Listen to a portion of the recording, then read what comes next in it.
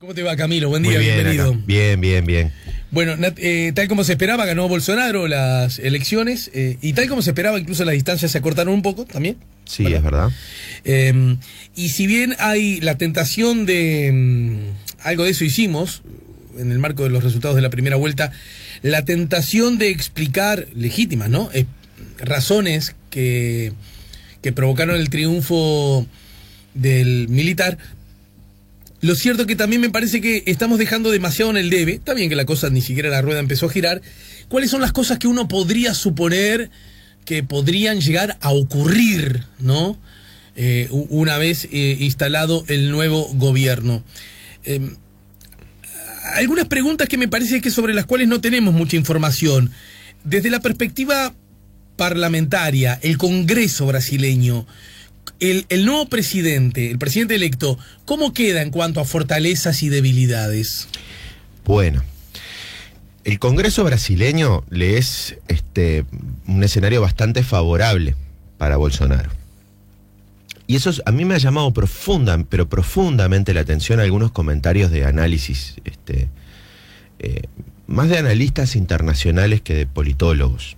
De politólogos no, al contrario, creo que van en esta línea. He escuchado a colegas poner matices de cómo es la composición del Congreso en Brasil, pero a veces el análisis internacional dice, bueno, las líneas de Bolsonaro en términos internacionales o en su economía van a ser así o asá, por lo que dicen en los programas, pero hay que ver cómo es el Congreso que vota, ¿no? Que soporta políticamente las propuestas del presidente. Para las amigas y los amigos que nos escuchan, el sistema brasileño tiene 2 cámaras, Senado y diputados. Senado tiene 81 senadores, 3 por cada una de las 27 unidades federales de Brasil. Tiene representación por los estados. Uh-huh. Y el Distrito Federal, que es Brasilia. Y bueno, y después tiene 513 diputados. La segunda bancada más importante del Congreso, con 54 diputados, si yo mal no recuerdo, es la bancada del PCL, del partido Bolsonaro. La bancada más grande es la del PT. 57, 58 diputados, si mal no recuerdo. Tenía 60 y poquito, ¿no? Ha ido cayendo la representación del PT, pero lo importante es que a esos 50 y pico, 54 diputados más o menos, no tengo el número exacto ahora en la cabeza de diputados de Bolsonaro, Bolsonaro logra controlar en el Congreso, logra tener un apoyo bastante, que podemos suponer bastante fácil o bastante gente que le va a votar las cosas a Bolsonaro sin tener ningún tipo de problema de urticaria con la propuesta, por su cercanía ideológica. Pero no necesariamente senadores y diputados de él, digamos, no, de su partido. Él es PSL, pero hay partidos como el PP, el Partido Progresista, que es un partido de derecha, el DEM, que es los demócratas, que es otro partido de derecha. Hay distintos partidos, pequeños partidos de derecha y que tranquilamente van a votar con él, y después hay articulaciones de actores que forman parte de bancadas que cortan los partidos, por ejemplo la bancada agropecuaria, la conocida como la bancada Dubois, uh-huh. La bancada Davala, que tiene que ver con la promoción del uso de armas y de la industria armamentista, los evangélicos, uno haciendo un mapa más o menos contando votos y viendo qué es lo que puede controlar Bolsonaro, de 513 votos en el legislativo uno puede esperar que esté por encima de los 270. Entre los 270 y los 280 votos es bastante probable que Bolsonaro cuente con pasar la mayoría de los asuntos que quiera pasar por la Cámara. Y ese es un dato para nada menor. Es un presidente que el presidencialismo brasileño, dada la fragmentación, la cantidad de partidos que hay en el Congreso, hay 30 partidos en el próximo mandato, a partir del 1 de enero. 30 partidos. Subió un poco la tasa de fragmentación. Este escenario con estos 30 partidos, también hay que ver cómo se reparten los ministerios, ¿no? Eso va a condicionar también el ejercicio. Entonces, por ejemplo, yo he escuchado comentarios en estos días que dicen, comentarios con los que discrepo, incluso te diría en la forma de valorar las cosas, de poner órdenes de prioridades para mirar cosas, ¿no? Pero, por ejemplo, escuché, Bolsonaro es una buena noticia para el Uruguay, ¿no? Bolsonaro es una noticia buena para trae más oportunidades que amenazas. Sí, la famosa lógica de los intereses, ¿no? Sí, del interés económico, pero eso supone que Bolsonaro va a ser un presidente ultraliberal, pensando en lo que va a hacer Paulo Guedes, que es su futuro ministro de Hacienda, y eso probablemente se hacía en la política doméstica, o sea, haya desregulación de los sistemas de seguridad social, haya cambios en el mundo del trabajo, un poco la idea es, hay que crear empleo y salvar empleo y a coste de recortar derechos laborales, van a haber privatizaciones, parte de la estrategia de lucha contra la corrupción es vendamos todas las empresas públicas que podemos porque así no hay lugar para ser corrupto. O sea, claro, la forma de luchar es esa forma, dicha por Guedes. Entonces, se supone eso, ¿no? Pero el problema es que hay intereses de los que levantan la mano en el Congreso, en el Parlamento, que esta cosa liberal no les va mucho. O por lo menos no les va mucho en cosas que nos hacen a nuestro interés comercial más directo, ¿no? El año 2017 nos cortaron la entrada de los lácteos, ¿no? Y acá se decía, no, porque esta es una reacción a lo que el gobierno uruguayo, que se posicionó así o allá con lo de Dilma Rousseff, claro, y no sé qué, no sé cuánto. Y en realidad es una cosa mínima para el mercado brasileño, importante para ciertas regiones de Brasil. Pero además, perdón, porque está muy bien que traigas eso, porque esa explicación acerca de que, para groserarlo, los brasileños se ofendieron porque el gobierno se mostró aún se muestra demasiado pro Dilma, ponele, ¿no? Pero son los mismos que dicen que los países no tienen amigos en común, sino intereses en común. Entonces, no era que Brasil nos mira a nosotros desde la perspectiva de su interés, nada más. El lugar de la agenda... A ver, obviamente Brasil es central. ¿Por qué habría decir, ay, viste que hablaron bien de Dilma? Bueno, ¿sabés qué? El yogur no lo dejes pasar. Eso funcionó absolutamente de esta forma, ¿no? Hay una bancada, es una bancada enorme, que es la bancada agropecuaria brasileña, del agronegocio brasileño, y tiene en el sur y en el sudeste de Brasil los baluartes más importantes, ¿no? Que además son lugares donde Bolsonaro vota mejor, ¿no? Río Grande do Sul, Santa Catarina, Paraná, Minas Gerais, producción lechera, producción ganadera, y ahí el ministro de Ganadería de esa época, Blairo Maggi, era el señor de la soja del agronegocio brasileño. Esta muchachada le dijo, mirá, tenemos un problema acá con los lácteos, producción láctea nuestra, vamos a cortar. Ni siquiera se había enterado claramente de este proceso ni la Cancillería brasileña ni la Presidencia de la República. O sea, lo que pasa es que a veces sobredimensionamos, o sea, le llenamos de contenidos a cosas que en realidad no las tienen, que ocurren por otros motivos. Entonces, cuando vos escuchás estos discursos de a Uruguay le va a ir bien porque va a ser muy liberal, capaz que es muy liberal hacia afuera, hacia los países desarrollados, pero no necesariamente va a ser liberal con nosotros en cuestiones comerciales, porque hay gente que apoya directamente a Bolsonaro, intereses económicos que apoyaron las campañas de los diputados que hoy están, que representan esos intereses, que hay cosas que no nos van a llevar, ¿no? Y yo creo que a algunos análisis les falta mirar la dimensión parlamentaria. Hay como una gran incógnita acerca de ¿qué haría el Brasil con relación al Mercosur? Y B, si esa se transforma, y según una actitud u otra, digamos, fortalecerlo, por decir algo, o minimizarlo y no darle bolilla. Sabemos que Brasil es como la llave de que esto funcione o no funcione, ¿no? ¿Sería para Uruguay una buena o una mala noticia? ¿Vos tenés alguna perspectiva acerca de ese tema? ¿Me lo decís luego de la pausa? Sí, claro. Estamos poniendo la mañana en camino, estamos con Camilo López. Ustedes también pueden hacer preguntas, comentarios, opiniones a través del 099-894-987. Ya sé que de las razones se han hablado, pero aún así quiero que me ayudes a responderlo. ¿Se puede decir que este avance de un individuo de estas características hay que encontrarlas hay que responsabilizarlas exclusivamente en el PT y en su gestión de gobierno? También me gustaría que nos después de la pausa. También, sí. Avisá en tu casa que el festejo de cumpleaños continúa acá. Exactamente. Ustedes no saben, pero en este momento se están desplegando unos saladitos arriba de la mesa. Es cierto, sí. Y ustedes no saben, Camilo es un hombre de mucha imaginación. Exactamente. Estamos con Camilo López, estamos en el 98.7, estamos hablando de Brasil, de lo que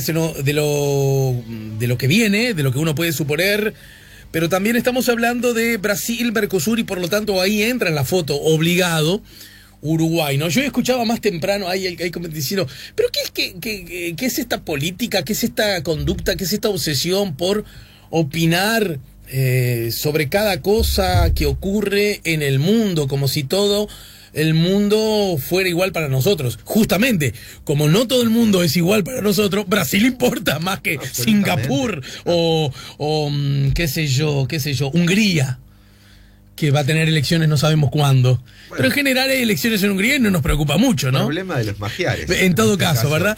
Pero ¿por qué? Justamente de Brasil sí opinamos, porque Brasil importa mucho para el Uruguay. Cuando vos me preguntabas antes de la pausa con qué es lo que puede pasar con relación a la región o al Mercosur, bueno, y si eso es una buena o una mala noticia.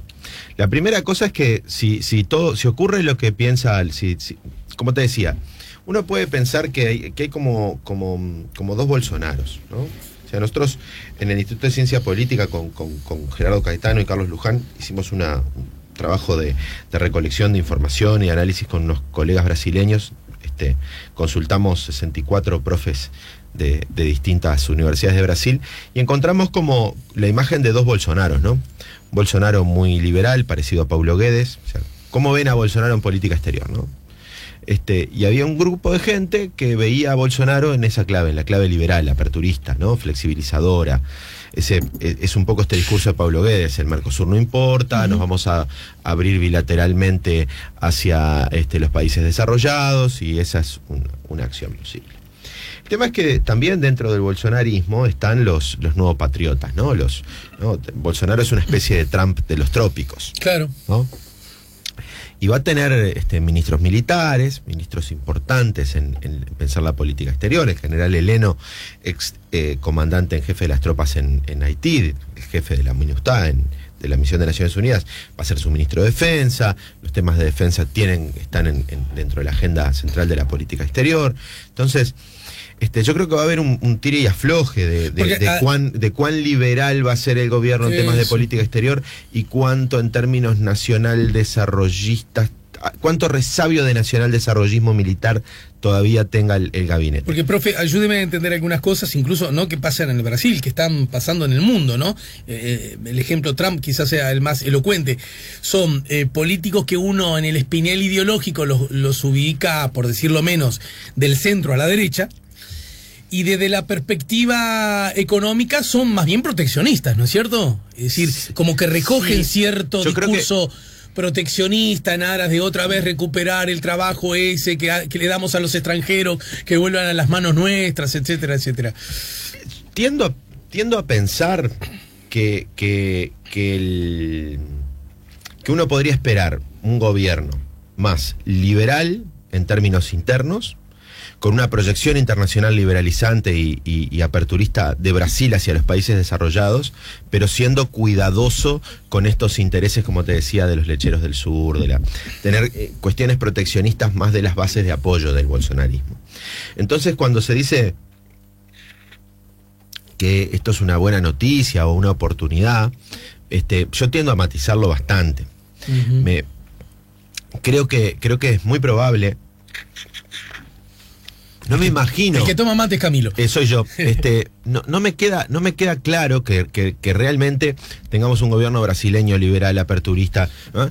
y que el peso por ejemplo, de los lobbies rurales, de los que en realidad compiten con nuestra producción en el ingreso en Brasil, no logren frenar ese tipo de acciones. Después, si esto impacta en que Brasil, como obviamente esto es una mala noticia para la integración regional en cualquier escenario, ¿no? Porque podemos esperar un Brasil ultraliberal que quiera salir de todo el proceso regional, o un Brasil que en algunos aspectos sea nacionalista y cerrado y por lo tanto tampoco impacte positivamente en la integración. De todos modos es una mala noticia. Creo que también hay un problema en esto que estamos viendo, es que acá hay una dimensión política muy relevante. Esto no solamente tiene que ver con comprar y vender cosas, ¿no? Creo que ahora podemos pasar a la otra pregunta que me hacías vos, que decías, bueno, ¿cómo se explica este crecimiento? Pero para cerrar, ¿no? Creo que para la región yo creo que no es obvio que esto es positivo. Yo tiendo a pensar de que dado los apoyos en el Parlamento que Bolsonaro tiene, nos puede complicar en las exportaciones. Y después, si esto nos deja libre para negociar con terceros, y eso tiene que ver con una visión que me parece que por lo menos yo como académico no puedo hacer, que es venderle recetas a la gente, ¿no? O sea, yo creo que nadie puede decir, si vos me preguntás, Uruguay ahora puede tener tratados de libre comercio con otros países, y yo te diría, ¿no? La respuesta que creo que no hay que dar es, bueno, Uruguay puede tener éxitos y firmar TLCs o fracasos si no los hace, ¿no? Calificar algo en términos de éxito y fracaso es contrabandear ideológicamente cosas, ¿no? Uruguay puede tener la agenda abierta para desarrollar el libre comercio, si Brasil flexibiliza las cosas. Ahora, ¿el libre comercio es bueno para Uruguay? Para eso hay respuestas disímiles, claro, ¿no? Hay toda una literatura que cree en una economía liberal, ¿no? Que en algún momento Ramón Díaz, por allá por mediados de los 80, decía, no, Uruguay es un país pequeño y todo país pequeño debe ser un país abierto, y la idea es desarrollar el país a partir de abrir la economía, de incentivar la inversión extranjera directa, y de promover las exportaciones. Esa es una cabeza. Hay una literatura que dice que eso es muy bueno, y hay literatura que dice que eso no es bueno, que eso condiciona el desarrollo, que eso impide una forma de desarrollo donde el Estado tiene otro rol, donde el desarrollar cadenas de producción en el marco regional tiene otro aspecto. O sea, hay como dos escuelas, una escuela más liberal, una escuela más cepalina, más neodesarrollista, y ambas tienen buenos argumentos para eso. Obviamente, yo me quedo con una de estas dos opciones, pero mi opinión sobre cuál es la mejor opción me la guardo para el asado del domingo, claro, porque es mi opinión. Creo que lo que no podemos es salir a decir Uruguay no debe perderse el TLC con no sé quién, o para Uruguay es una tragedia hacer no sé qué. Creo que esa no es el rol, sino el rol de quien alimenta el debate público es tratar de mostrar opciones. Creo que hay muchas oportunidades y riesgos en cada una de esas decisiones, porque las decisiones que uno toma en ese sentido condicionan el camino posterior, ¿no?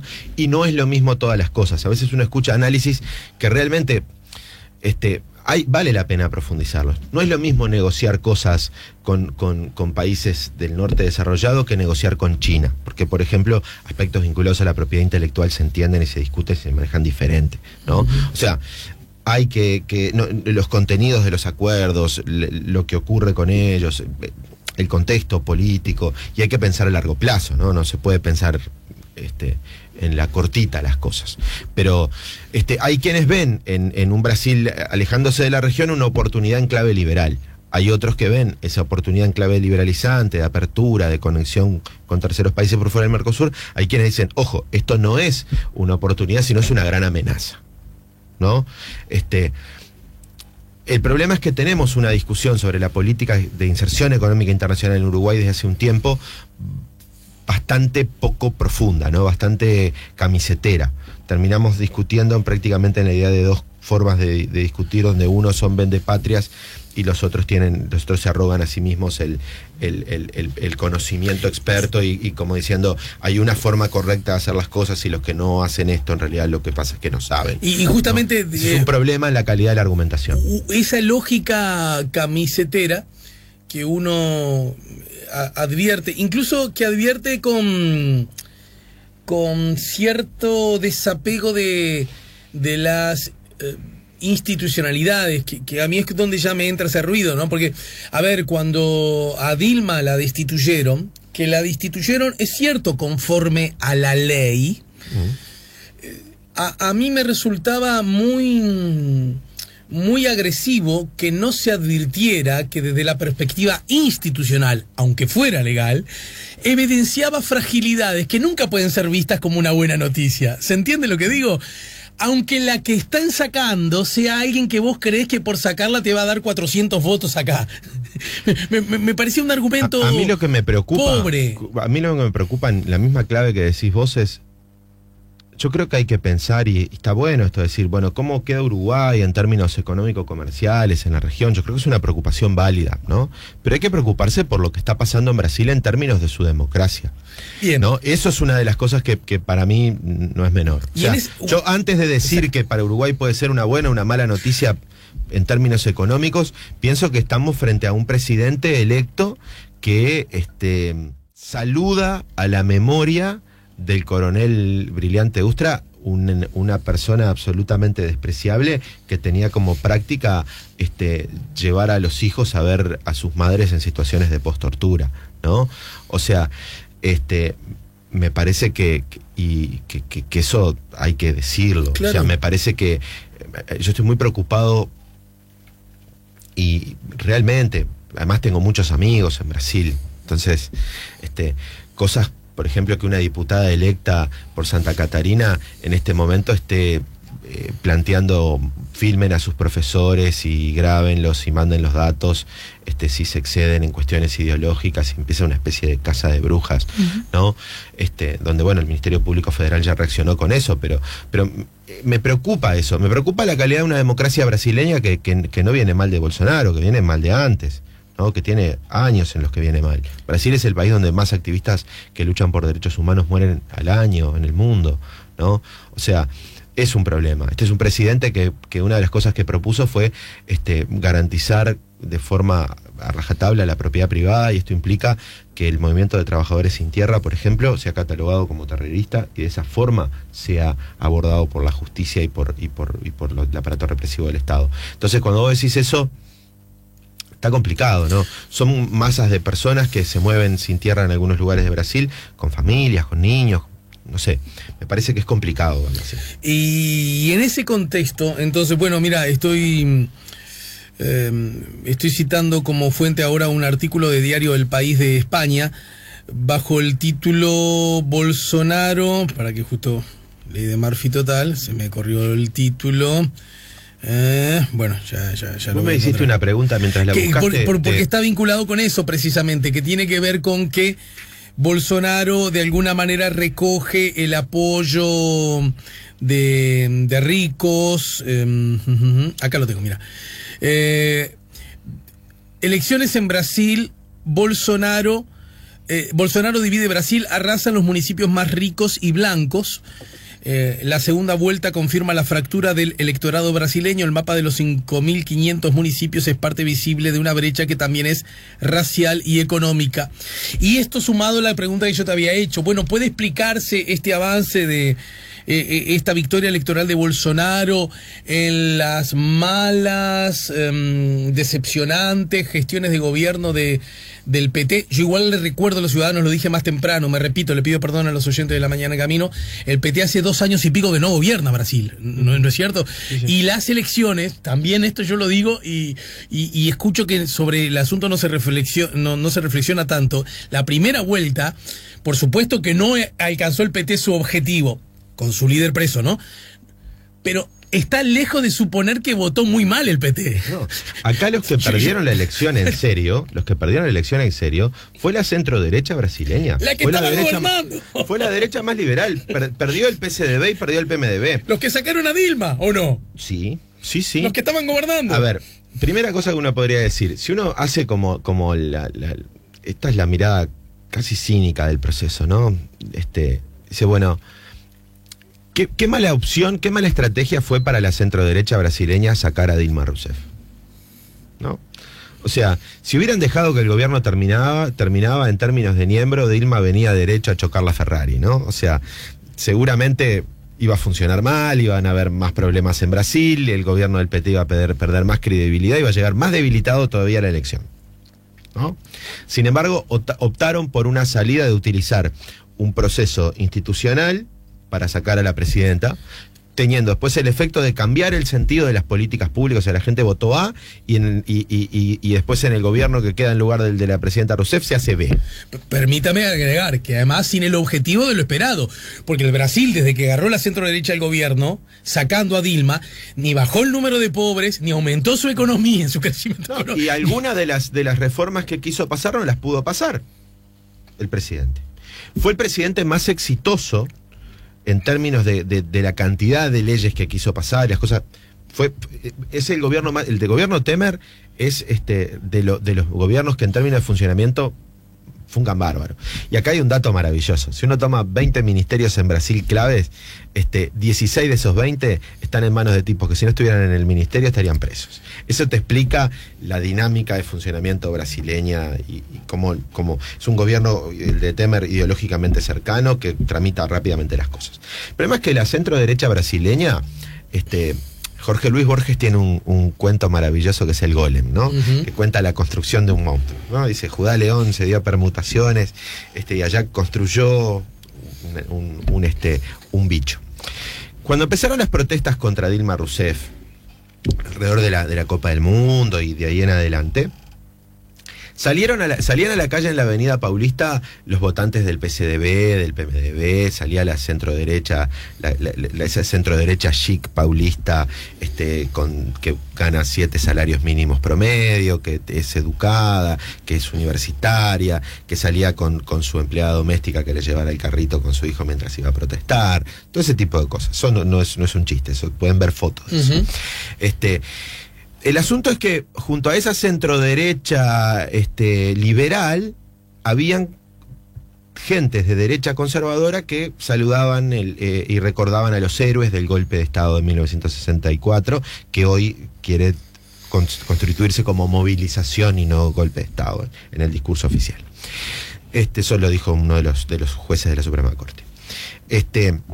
Entonces, es como que empezó a crecer un bicho, un monstruo ahí, ¿no? Y claro, todos juntos contra Dilma y todos juntos contra el PT, el monstruo era alentado, ¿no? O sea, todo el mundo le dio gas a esa situación.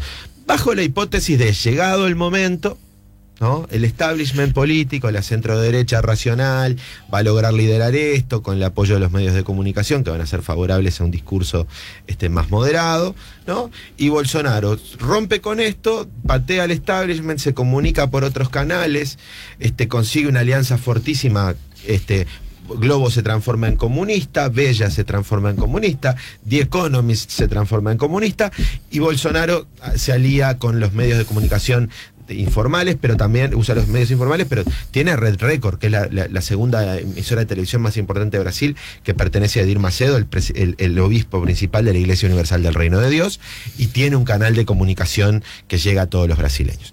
Entonces, a mí me da la impresión de que los grandes derrotados son la centroderecha brasileña, el establishment de la centroderecha brasileña, que tiene la peor votación de su historia. Nada de que esto. quedan reducidos a la nada, y el PT en última instancia sigue siendo el partido de del sistema de partidos que emerge después de la vuelta a la democracia, con 3 grandes partidos, PT, PMDB y PCDB, el único que sobrevive de una forma digna a este terremoto eleccionario, ¿no? Bien. Dicho esto, un despistado o un malintencionado, al hacer estas aclaraciones, que son las que emanan de los hechos, no de las ganas de ver la realidad en una u otra forma, de los hechos, de los resultados electorales, sin embargo, alguien puede creer que esto puede implicar una especie de un perdón a vidas a la gestión del PT en el gobierno y a la práctica que ha tenido con los manejos del Estado, del dinero público, y en particular los temas vinculados a la corrupción. Desde esa perspectiva, al PT seguramente le merecen observaciones drásticas, serias, y evaluaciones que se transformaron también en desapego electoral, ¿no es cierto? Sí, a ver, el PT tiene problemas con la corrupción desde hace años. O sea, el PT tiene cuadros políticos claves presos hace más de una década. El PT tiene millones de críticas por sus manejos por la corrupción, pero el PT también es el último partido que ha gobernado con un plan de gobierno y con un proyecto de país para Brasil que ha sido abrazado por un conjunto de la población y ha tenido resultados positivos. ¿Les puede gustar o no le puede gustar a la gente? O sea, así como uno puede decir, el PT ha tenido un sinnúmero de problemas con la corrupción, ha tenido problemas con cuestiones del equilibrio económico, ha confrontado una crisis económica, ha tenido errores en ese sentido. Puede decir, bueno, el PT sacó 40 millones de personas de la pobreza, el PT construyó universidades, el PT... Esos 40 millones de la pobreza, esos 40 millones brasileños que dejaron de ser pobres, ¿a quién votaron? ¿Se sabe? ¿Se especula? ¿Se supone? A ver, las zonas más pobres de Brasil son donde vota mejor el PT, ¿no? Pero no necesariamente todos aquellos que se vieron favorecidos por las políticas sociales del PT son votantes del PT. Sobre todo aquellos que de alguna forma tuvieron, a ver, sobre esto yo no tengo datos, pero he leído cosas, ¿no? Por ejemplo, hay una discusión fuerte en Brasil con el tema de las cuotas, ¿no? De las cuotas para la universidad, de las becas para entrar a las universidades. El sistema universitario brasileño es profundamente elitista. Y muchos de los que ya están adentro ahora se quejan de las cuotas. Eso yo lo veo en andar en la vuelta del ambiente universitario. Es lo que yo llamo la práctica del ómnibus en la parada. Después que yo me subí, llega el ómnibus, ves que está lleno y vos decís que pare, porque el riesgo está de que está tan lleno que no pare. Milagro, paró. Hiciste fuerza y te subiste. Y después que estás arriba le decís, no pare, flaco, que ya estamos llenos acá, ¿no? Sí. Y hay como una especie de... A ver, hay una película maravillosa que se las recomiendo, que se llama algo así como ¿A qué hora vuelve ella? ¿A qué hora llega ella? ¿No? Es la historia de una familia paulista de mucha plata que tiene una empleada doméstica, ¿no? Del interior de San Pablo. Y a los años llega la hija de esta empleada doméstica a quedarse en San Pablo, en la casa, en el apartamento donde vive su madre, una empleada con cama, y llega porque viene a dar la prueba de ingreso a la universidad.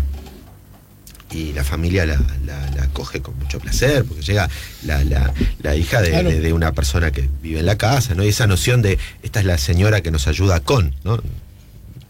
Que para mi juicio, que para mí es muy perversa esa visión, ¿no? Pero, y el asunto es que el resultado es que el nene de la familia no le va bien en la prueba, y a la hija de la empleada sí. Y ahí uno empieza a ver cómo se empieza a transformar la mirada sobre algunas cosas, ¿no? Yo creo que hubo cambios simbólicos que afectaron también no solamente la realidad, sino el imaginario de Pero esos cambios simbólicos no los pudo haber llevado a cabo el PT sin necesidad de incurrir en las prácticas corruptas. Absolutamente. Pero lo imperdonable, a ver, esto ya es el gran error el PT tuvo muchos errores. O sea, yo no estoy diciendo, a ver, yo estoy acá haciendo una defensa del PT. Simplemente estoy en el momento en el que todo el fuego cae sobre el PT, decir, el PT tuvo políticas que transformaron cosas hondas en Brasil, ¿no? Pero el PT en tiempos de Lula repartió dinero en el Congreso para obtener los votos, ¿no? El PT desvió dineros para su campaña. El PT tuvo acciones de corrupción que realmente destruyeron el capital político del PT, sobre todo una izquierda que levantaba la voz luchando contra la corrupción, ¿no? O sea, nadie puede decir que el PT está ajeno de la corrupción. El PT es fuertemente culpable de eso, ¿sí? Y merecería, esta es una opinión muy personal, yo creo que el PT, si pretende reconstruirse, si pretende reescribirse, si pretende reconstruir un programa político, debe no, pues yo no soy quien para decir debe, pero tiene una excelente oportunidad de hacerse la autocrítica. Camilo, por hoy la dejamos. Asume el nuevo presidente en el arranque del año, ¿verdad? ¿Cuál es la tradición?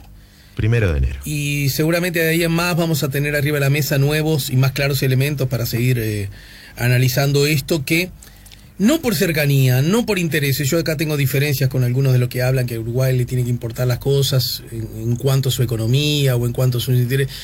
Yo, llámeme gordito Gil, pero soy de los que cree que se siente ciudadano del mundo, y cuando el mundo está gobernado por algunas personas más cercas de mi opinión, lo admito, me resultan buenas noticias, y cuando el mundo está gobernado por personas que promueven los quiebres institucionales, que promueven la tortura, que promueven el odio al gay, que promueven el odio al negro, que promueven el odio a la mujer, que promueven el uso indiscriminado de las armas, que tiene rechazo por los pobres, a mí esa, ¿qué voy a hacer? A mí esa me sigue pareciendo una mala noticia, en el Brasil, en Uruguay o en cualquier rincón del planeta. Y en ese sentido me expreso sin dudarlo, una vez si hace falta, 2 veces si hace falta, 3 veces si hace falta.